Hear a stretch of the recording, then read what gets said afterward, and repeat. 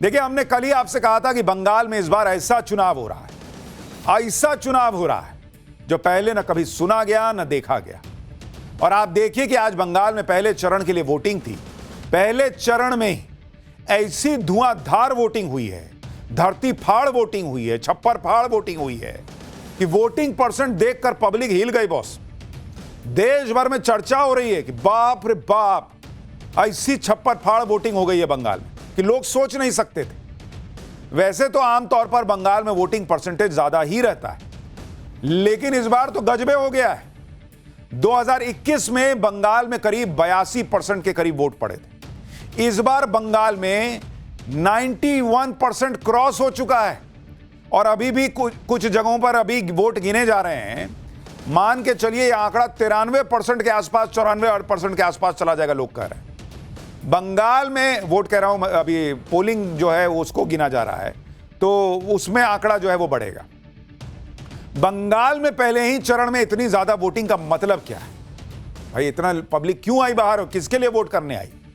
क्या सरकार ममता बनर्जी की रिपीट होने जा रही है, या नरेंद्र मोदी के लिए, बदलाव के लिए पब्लिक ने ये बाहर आकर इतनी गर्मी में कहा कि ना जाएंगे, आज वोट डालेंगे? आज आपको बताऊंगा कि इसके मायने क्या है, क्योंकि आप देखिए कि आज वोटिंग के बीच दिन भर अपने अपने नैरेटिव का वॉर चलता रहा। बीजेपी दावा करती रही कि बंगाल में रिकॉर्ड तोड़ वोटिंग उसके पक्ष में जाएगी। ममता का तो खेल खत्म है। ममता दावा कर रही है कि रिकॉर्ड तोड़ वोटिंग एसआईआर की साजिश के खिलाफ हुआ मतदान है, इसलिए मैं ही जीतूं। लेकिन असल में पहले राउंड में किसने लीड ले ली है, पहले राउंड में कौन कितनी सीटें निकाल रहा है, बंगाल की पब्लिक वोट देने के बाद क्या कह रही है, आज सब आपको बताऊंगा। क्या मुस्लिम बहुत सीटों पर ममता बनर्जी ने खेला कर दिया है? क्यों ओवैसी नजर नहीं आए? बंगाल के ओवैसी वोटिंग के बीच तनाव में सड़क पे काहे बैठ गए? क्योंकि ये वो लोग थे जो ममता के मुस्लिम वोट को काटने में लगे हुए थे। सवाल है कि अगर मुस्लिम वोट बटा नहीं, कटा नहीं, तो क्या हिंदू वोट एकजुट हो पाया है, जिसकी बीजेपी उम्मीद कर रही है? क्योंकि हिंदू वोट एकजुट हो गया और बीजेपी के पक्ष में चला गया, तो फिर ममता बनर्जी के लिए पहले राउंड से ही चुनौती बहुत बड़ी हो जाएगी। और सवाल यह हुआ है, आज आपको बताऊंगा। आप देखिए कि बंगाल में दिन भर लंबी लंबी लाइनें वोटिंग के लिए लगी रही। इनमें हिंदू भी थे, मुसलमान भी थे, और 91-92% से ज्यादा वोटिंग का सीधा मतलब यह है कि वोट देने में ना हिंदू पीछे रहा है ना मुसलमान पीछे रहा है। भाई, जब 100 में से 92 लोग वोट दे रहे हैं, 93 लोग वोट दे रहे हैं, तो क्या हिंदू क्या मुसलमान? फिर तो सबने वोट दिया है। हां, एक तरफा किसको दिया है, एक तरफा दिया है या नहीं दिया है, यह सवाल है। क्या यह इलेक्शन पोलराइज हुआ? क्या यह पोलराइज्ड वोटिंग का पैटर्न दिखता है जिसका नतीजा बीजेपी के पक्ष में आ सकता है क्या? आज इस पर बात करूंगा। इसी बीच आप यह भी देखिए कि बंगाल में इतनी तगड़ी सिक्योरिटी के बीच वोटिंग के दिन बवाल में कमी नहीं आई। पथराव हुआ है, हिंसा हुई है, बमबाजी हुई है, मारपीट हुई है। बंगाल में वोटिंग के दौरान की वो शॉकिंग तस्वीरें दिखाऊंगा जो देखिएगा तो हिल जाइएगा कि बाप रे बाप, इतना सेंट्रल फोर्सेस लगे रहने के बाद ये सब हो रहा है। कहीं बीजेपी के उम्मीदवारों को दौड़ा के पीट दिया गया, कहीं बीजेपी उम्मीदवार की गाड़ी पे हमला हो गया, कहीं हुमायूं कबीर को घेर लिया भीड़ ने। बंगाल में आज बवाल की ऐसी ऐसी तस्वीरें आई हैं जो आपको बताएंगे कि क्यों बंगाल में इतनी ज्यादा सुरक्षा के बीच चुनाव कराना जरूरी था। आज आपको बंगाल में वोटिंग से जुड़ी एक खबर, उसके मायने, ममता बनर्जी और अमित शाह कैसे वॉर रूम में डट गए, पीएम मोदी ने बंगाल की महिलाओं को क्या 10 गारंटी दे दी है, सब बताने जा रहा हूं। लेकिन पहले वोटिंग के दौरान बवाल से लेकर कमाल तक जो जो हुआ है उसकी एक छोटी सी झलक देखिए, फिर पूरा चैप्टर दिखाता हूं।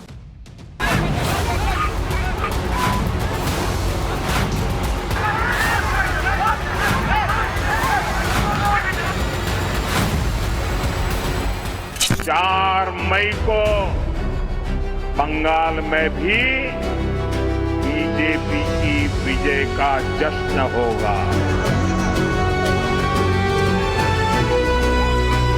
मिठाई भी बटेगी और झालमुरी भी बांटी जाएगी।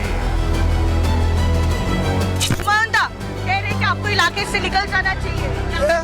उनारा बाप का नहीं है, नौदा मेरा कॉन्टेस्टिंग कैंडिडेट है, मैं निकलूंगी नहीं।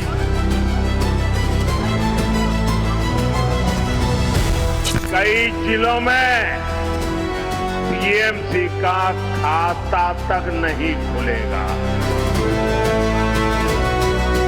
खास फेज में तो दीदी खलास हो गया।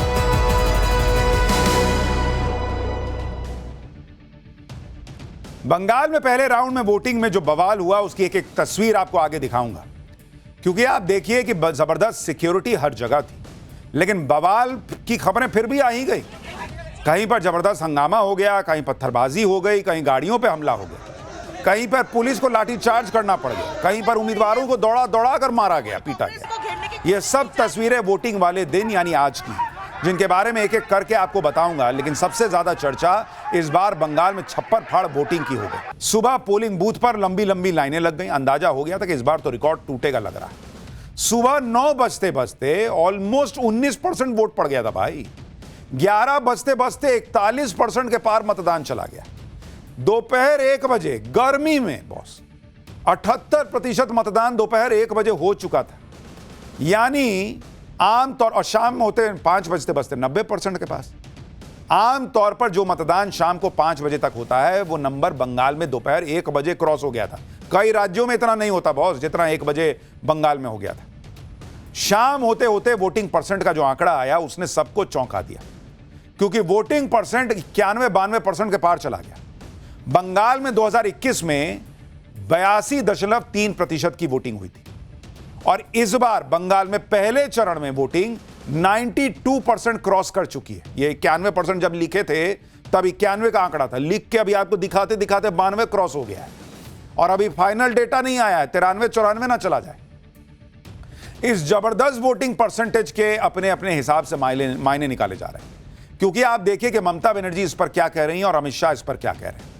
ममता बनर्जी ने कहा है कि चुनाव आयोग ने एसआईआर में 91 लाख नाम काट दिए, इसके बावजूद बंगाल में रिकॉर्ड वोटिंग हुई है, क्योंकि बंगाल के लोग ये जानते हैं कि फ्यूचर को सिक्योर करने का ये उनका आखिरी चांस है। बंगाल के लोगों ने एनआरसी देखा है, डिलिमिटेशन की धमकी से वो डरे हुए हैं, इसलिए उन्होंने पूरी ताकत से वोट किया है ताकि बीजेपी की साजिश को खत्म कर सके। यानी ममता बनर्जी जो है वो ये कह रही हैं कि बंपर वोटिंग एसआईआर को मुंहतोड़ जवाब है, बीजेपी के एनआरसी और डिलिमिटेशन वाले मुद्दे के खिलाफ है।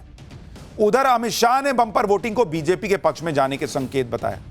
अमित शाह ने सूरज ढलने का एक वीडियो शेयर किया और कहा कि टीएमसी के करप्शन और गुंडागर्दी का सूरज भी ढल गया आज। बंपर वोटिंग को बीजेपी अपने पक्ष में इसलिए भी बता रही है कि महाराष्ट्र और बिहार के चुनाव में जब ऐसा हुआ था तो बीजेपी को फायदा हुआ था। महाराष्ट्र में 66.57% वोटिंग हुई थी, जो कि पिछले बार के मुकाबले 5% से ज्यादा थी, और नतीजा यह हुआ था कि महाराष्ट्र में एनडीए ने सूपड़ा साफ कर दिया था दूसरों का। एनडीए का वोट प्रतिशत ऑलमोस्ट 7% से ज्यादा बढ़ गया था और सीटें 49 बढ़ गई। इसी तरह से बिहार में 67.14% वोटिंग हुई थी, जो कि बिहार के पिछले चुनाव के मुकाबले ऑलमोस्ट 10% ज्यादा थी। और नतीजा क्या हुआ? एनडीए की एक तरफा जीत हुई, एनडीए का वोट प्रतिशत बढ़ा, ऑलमोस्ट 9.3% वोट बढ़ा, और एनडीए की सीटें 81 सीटें बढ़ गई। यानी जब जब बंपर वोटिंग हुई, हाल के दिनों में यह दिखा है कि बीजेपी एनडीए को फायदा हुआ है। हालिया चुनाव बंपर वोटिंग मतलब एनडीए के पक्ष में हवा का इशारा करते हैं, और इसलिए बीजेपी कह रही है कि बंगाल में भी ये जो बंपर वोटिंग हो रही है ये बीजेपी के पक्ष में है। ममता बनर्जी मानने को तैयार नहीं है, वो कह रही है कि नहीं भाई हमारे लिए वोट पड़ा है। पीएम मोदी कह रहे हैं कि भारी मतदान से बीजेपी को प्रचंड जीत मिलती दिख रही है। सुनिए एक बार पीएम को, फिर आपको बताता हूं कि इसमें और क्या क्या कहानी छिपी है। कुछ दिनों पहले असम, केरलम और पुडुचेरी में भी मतदान संपन्न हुआ है। वहां भी रिकॉर्ड मतदान हुआ है। पहले भी हमने देखा है, देश में जहां जहां भारी मतदान हुआ है वहां बीजेपी को प्रचंड विजय मिली है। 4 मई को बंगाल में भी बीजेपी की विजय का जश्न होगा। ऐसे मैंने सुना है कि झालमुरी ने भी कुछ लोगों को जन्नाटेदार झटका दिया है। झालमुरी मैंने खाई, लेकिन झाल टीएमसी को लगी है।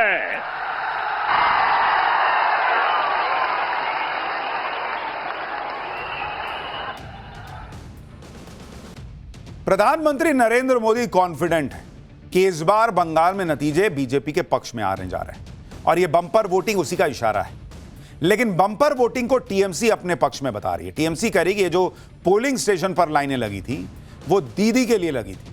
टीएमसी का तर्क यह है कि जैसे बिहार में बम्पर वोटिंग हुई और सत्ता परिवर्तन नहीं हुआ, वैसे ही बंगाल में भी होगा। टीएमसी के मुताबिक पहले चरण में वो 152 में से कम 125 सीट जीत रही है। टीएमसी का कहना है कि ममता बनर्जी के खिलाफ कोई एंटी इनकम्बेंसी है ही नहीं। टीएमसी ने तो यह भी दावा किया कि शुभेंदु अधिकारी की सीट नंदीग्राम भी टीएमसी जीत रही है। तो ये पॉलिटिक्स में होता है, लोग अपने अपने हिसाब से दावे करते हैं और वही टीएमसी अभी कर रही है कि भाई हम ही जीत रहे हैं। उसका कहना है कि भाई आप ये देख रहे हो महाराष्ट्र में बम्पर वोटिंग बीजेपी जीती, बिहार में बम्पर वोटिंग बीजेपी जीती, लेकिन आप ये क्यों नहीं देख रहे कि महाराष्ट्र में बम्पर वोटिंग जो सत्ता में था उसके लिए हुई, बिहार में जो सत्ता में था उसके लिए हुई, तो बंगाल में बम्पर वोटिंग उसके लिए हो रही है जो सत्ता में है। ये टीएमसी का तर्क है। छप्पर फाड़ वोटिंग को लेकर बीजेपी का अपना नैरेटिव है, टीएमसी का अपना। लेकिन असल में छप्पर फाड़ वोटिंग का असली सच क्या है वो भी आपको बताता हूं। देखिए, पिछले विधानसभा चुनाव यानी 2021 के चुनाव में बंगाल में वोटिंग प्रतिशत ऑलमोस्ट 82% था। यानी मान के चलिए एक तरीके से कि पिछली बार अगर 100 वोटर थे टोटल, तो उनमें से 82 ने वोट डाला। भाई 82% वोटिंग हुई तो 100 वोटर रहे होंगे टोटल, तो उनमें से 82 ने वोट डाला, इसका मतलब। लेकिन इस बार एसआईआर की वजह से 100 वोटर जो टोटल थे, उदाहरण के लिए जो बता रहा हूं, उसमें से करीब करीब 12% वोटर, यानी जो 12 वोटर थे वो डुप्लीकेट थे, गलत एंट्री थी, पलायन कर गए, मृत थे, वो सब हट गए। तो यानी पिछली बार आप मान के चलिए कि जो 100 वोटर दिखता था उसमें से 12 तो बेकार था, क्योंकि वो तो या तो किसी के कोई पलायन कर गया, किसी का डुप्लीकेट है, किसी की डेथ हो गई, जो भी। तो एग्जैक्टली अगर जो 12% अब हटा है उसको आप पिछले बार से हटा के देखिएगा तो पिछली बार एग्जैक्टली 100 वोटर नहीं था। फिर इसका मतलब 100 में से 12 हटाइए, 88 वोटर था। तो इसका मतलब यह हुआ कि 2021 में असली वोटर 100 में से करीब 88 थे और उन 88 में से 82 लोगों ने वोट किया था। तो अगर 88 वोटर टोटल थे और उसमें से 82 ने पिछली बार वोट किया था, तो वोटिंग परसेंटेज कितना पहुंचा? 93%। आज की वोटिंग भी करीब करीब 93% के आसपास ही है और अभी यह आंकड़ा बढ़ रहा है। दूसरे फेज की वोटिंग भी अभी बची हुई है। यानी अगर मोटे तौर पर अगर आप मैथमेटिकली देखिएगा तो डुप्लीकेट वोट्स हटने के बाद ऑलमोस्ट इस बार भी उतनी ही वोटिंग हुई है, 93% के करीब, जितनी अगर आप पिछली बार रिडंडेंट डेटा हटा देते तो होती। इसका मतलब यह है कि जहां भी एसआईआर हुआ है वहां पर अब इस तरह से नॉर्मल वोटिंग बढ़ी हुई दिखाई देगी। लेकिन अब सवाल यह है कि अगर वोटिंग प्रतिशत बढ़ा दिख रहा है, ऑलमोस्ट उतने ही वोटर बाहर निकले हैं जितने पिछले बार निकले थे, तो इसका मैसेज क्या है? क्या ममता बनर्जी के लिए निकले हैं? क्या मोदी के लिए निकले हैं? अच्छा, इसके अगर आप और कुछ नंबर्स देखें, पिछली बार यानी 2021 के चुनाव में कुल वोटर थे 7 करोड़ 34 लाख। इस बार यानी 2026 के चुनाव में बंगाल में कुल वोटर हैं 6 करोड़ 45 लाख, यानी करीब 88 लाख 53 हजार वोटर इस बार कम हो गए। आमतौर पर बंगाल में नॉर्मल वोटिंग 80% के प्लस जाती है। ऐसे में वोटरों की संख्या कम होगी तो वोटिंग परसेंट भी बढ़ा हुआ दिखेगा, यह माना जा रहा है। आज की वोटिंग का एक अहम फैक्टर यह भी है कि महिलाओं ने पुरुषों से ज्यादा वोट किया है। आप यह भी देखिए कि आज के चरण में फर्स्ट फेज में कुल ऑलमोस्ट, अगर अभी तक का जो डेटा है, कुल 92.69% महिला मतदाताओं ने वोट किया, जबकि पुरुष मतदाता 90.92% थे। यानी महिला वोटिंग का परसेंट पुरुषों के मुकाबले ऑलमोस्ट 2% ज्यादा है। अब ये महिलाएं क्या ममता बनर्जी के नाम पर बाहर आई या फिर नरेंद्र मोदी के नाम पर, जिनको महिलाओं का बहुत समर्थन मिलता है? महिला फैक्टर बंगाल चुनाव में बहुत इंपॉर्टेंट है।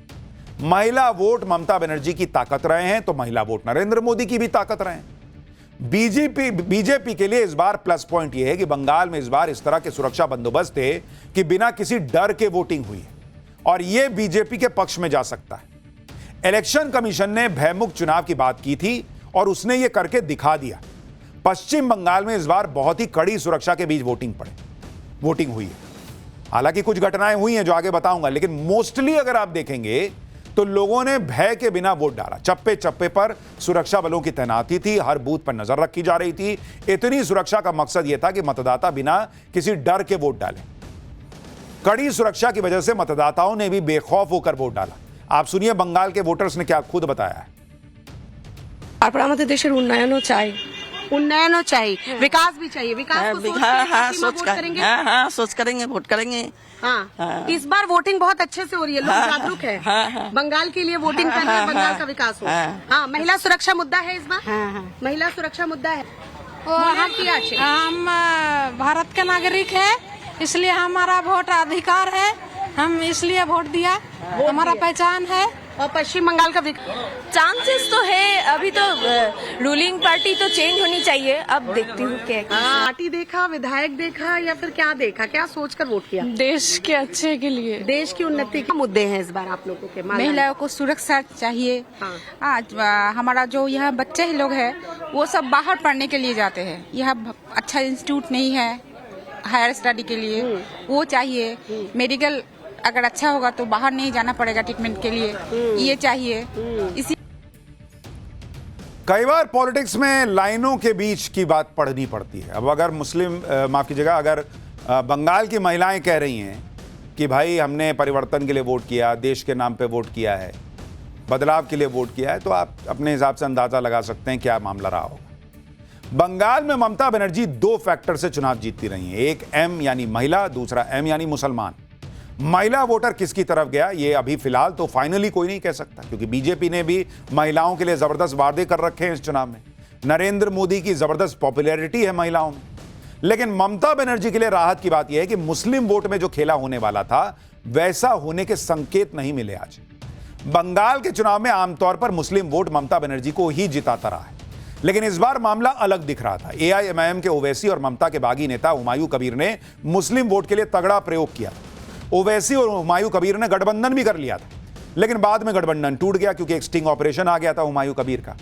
हुमायूं कबीर ने बाबरी मस्जिद के नाम पर मुसलमानों को अपनी तरफ करने की कोशिश की थी, लेकिन स्टिंग ऑपरेशन वाले वीडियो के बाद हुमायूं कबीर का प्रभाव बहुत तेजी से नीचे गया। आज की आप तस्वीर देखिए, मुर्शिदाबाद जहां से हुमायूं कबीर चुनाव लड़ रहे हैं, हुमायूं कबीर की बॉडी लैंग्वेज वैसी नहीं है जैसे पहले हुआ करती थी। हुमायूं कबीर को TMC समर्थकों के विरोध का सामना करना पड़ा। उसके बाद भाई साहब सड़क पर बैठ गए, वहीं पे उनको पंखा झला जाता रहा, चेहरा उतरा हुआ था, पसीने से लथपथ था।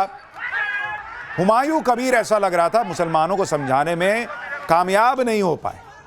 मुस्लिम वोट बैंक ममता के साथ बना रह सकता है, इसके संकेत हैं ये तस्वीरें। क्योंकि आप देखिए कि अगर देखिए बॉडी लैंग्वेज बता देता है ना कि एक तो विरोध झेल रहे हैं, दूसरा सड़क पे देखिए ना चेहरा कैसे उतरा हुआ है। इसी से समझ में आ रहा है कि भाई इनको लग गया है कि मेरे साथ तो नहीं आया मुसलमान। अब स्टिंग ऑपरेशन की वजह से नहीं आया या कुछ और हुआ, लेकिन अगर वो इनके साथ नहीं गया है तो क्या वो कांग्रेस के साथ गया है? पिछले बार तो नहीं गया था। और अगर कांग्रेस के साथ भी नहीं गया तो फिर इसका मतलब है कि मुस्लिम वोट एक मुश्त फिर ममता बनर्जी के साथ गया होगा। देखिए मुर्शिदाबाद ही वो जिला है जहां SIR में सबसे ज्यादा नाम कटे। इसके बाद भी मुर्शिदाबाद में जबरदस्त वोटिंग हुई। मुर्शिदाबाद मुस्लिम बहुल क्षेत्र है और इसे TMC का गढ़ माना जाता है। क्या ममता बनर्जी का यह किला इस बार भी बचा रहेगा या कोई बदलाव होगा? बंगाल में SIR का बड़ा मुद्दा बनाया गया था। क्या मुस्लिम मतदाताओं ने इसे ध्यान में रखकर वोट किया है? क्या मुस्लिम मतदाता बदलाव चाहते हैं या जो चल रहा है उससे खुश हैं? देखिए नवभारत पर मुस्लिम मतदाताओं ने क्या बताया। SIR को लेकर भी लोग सोच रहे हैं वोट देने से पहले? नहीं, SIR के बात कोई नहीं हो रहा है, नहीं सोच रहा है। वो मुद्दा नहीं है? वो मुद्दा नहीं है। और हुमायूं कबीर ओवैसी कुछ असर कर पाए हैं यहाँ? नहीं। SIR को लेकर कोई मुद्दा था इस चुनाव में? नहीं। SIR कोई मुद्दा नहीं रहा? नहीं, ऐसे क्यों नहीं। हुमायूं कबीर और ओवैसी कुछ असर कर पाए? ना, कुछ असर नहीं। कोई फर्क नहीं पड़ा? नहीं। पार्टी देके वोट किया तो। अभी जो चल रहा है वो ठीक है कि बदलाव चाहिए? बदलाव चाहिए। सर हम लोग तो मेन जो मुद्दा है वो तो अनएम्प्लॉयमेंट, और उसके बाद हमारा जो है हमारा सर इधर इंडस्ट्रियलाइजेशन का थोड़ा तो होगा ही। देखिए अगर आप बंगाल के टॉप 5 जिलों में वोटिंग प्रतिशत और वहां किस पार्टी का दबदबा है ये देखेंगे तो पिक्चर और क्लियर होगी कि बंपर वोटिंग किसके पक्ष में जा सकती है। सबसे ज्यादा वोटिंग दक्षिण दिनाजपुर में हुई है जहां ऑलमोस्ट 95% वोट पड़ा है। यहां कुल 6 सीटें हैं और 2021 के नतीजे ये थे कि 3 बीजेपी के खाते में, 3 TMC के खाते में गया था।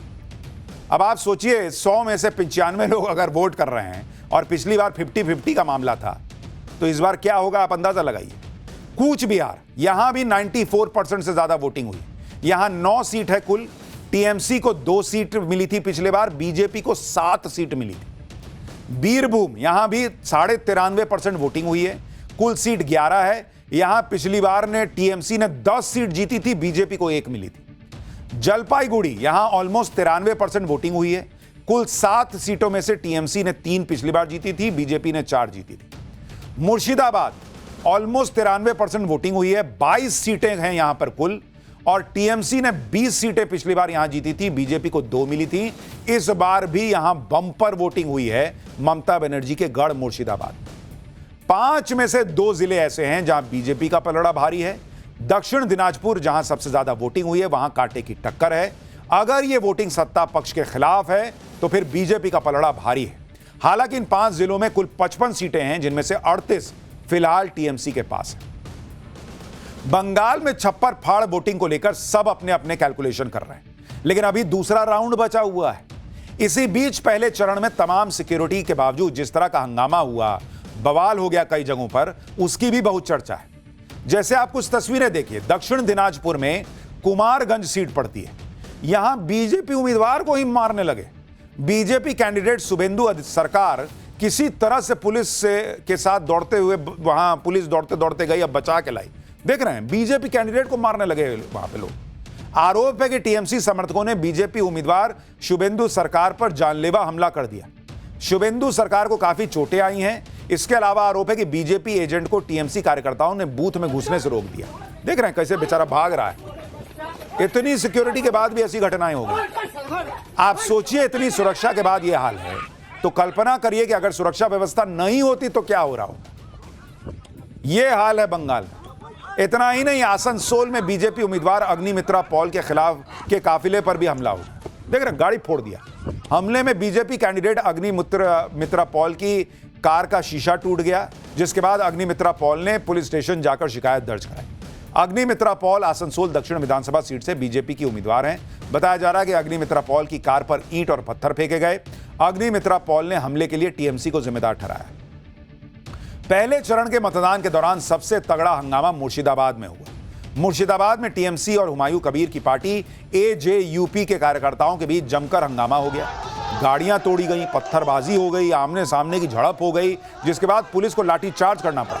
मुर्शिदाबाद की नौदा और रेजी नगर सीट से हुमायूं कबीर चुनाव लड़ रहे। हंगामे की शुरुआत हुमायूं कबीर के पोल बूथ जाने के दौरान हुई। टीएमसी कार्यकर्ता हुमायूं कबीर का विरोध कर रहे थे। इस दौरान टीएमसी कार्यकर्ता आक्रामक हो गए और हुमायूं कबीर को ही घेर लिया। टीएमसी के विरोध में हुमायूं कबीर वहीं धरने पर बैठ गए। मुर्शिदाबाद से जरा एक ग्राउंड रिपोर्ट देखिए।